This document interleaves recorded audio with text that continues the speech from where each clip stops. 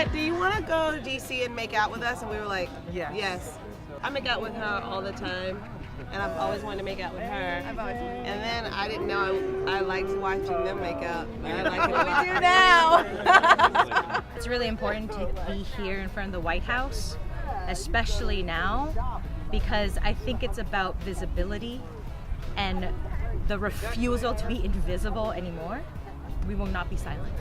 It's just something that's really important to me, not only in our culture, but in my own Black culture, that it's very hush-hush and quiet, and it's not really well received. Love is not a singular thing. Love is not just a man and a woman. It can come in every color, shape, size. We happen to be a couple that might look hetero, but both of us are queer. So what does that even mean when they look at that? Wait, what, all of this, these two within that?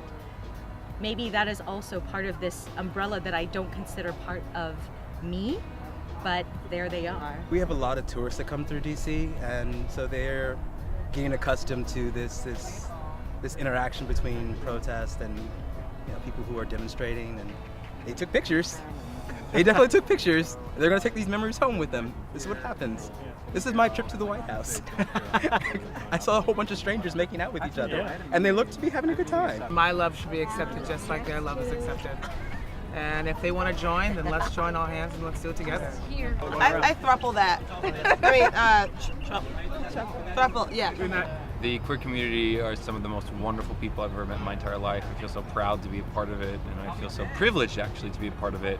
And we need to show our fabulosity and show, our spirit. I'm queer and I'm trans and non-binary, and I thought I was straight until Rad. I want the message to be yourself to the highest degree that you can, because for me, that's a big part of being queer. Like, society's idea of what beautiful love isn't always, it's a very small box, and there are so many of us that don't fit into that box. It gives me hope, and I am so happy to see how things have changed in our society. That when I lived here in DC, even 30 years ago, you wouldn't have gay and lesbian people, queer people, so openly opposing the government. This message is important today because of our country's current situation. Like, Mike Pence especially is like against gay people. So probably like all LGBTQ plus people. So I saw the event and I was like, okay, Erich needs to go to that. And I'm like, wait, it's a kiss-in.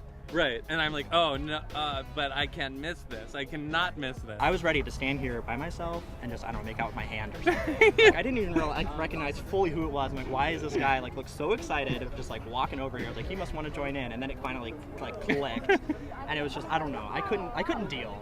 Because I literally had zero idea. And apparently he'd been hiding in, a pavilion. Surprise!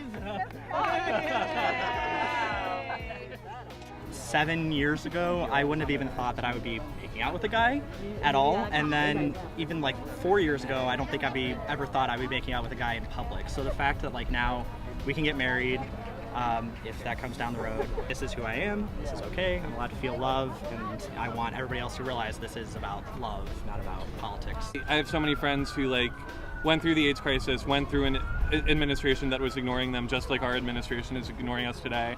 And they fought for their lives. They got together in mass numbers. Life is a numbers game, unfortunately. And if you are going to get the things that you want, you need to come together in numbers as a group and speak for yourself. We let the world know that this is our truest, fullest selves, and we're not going anywhere.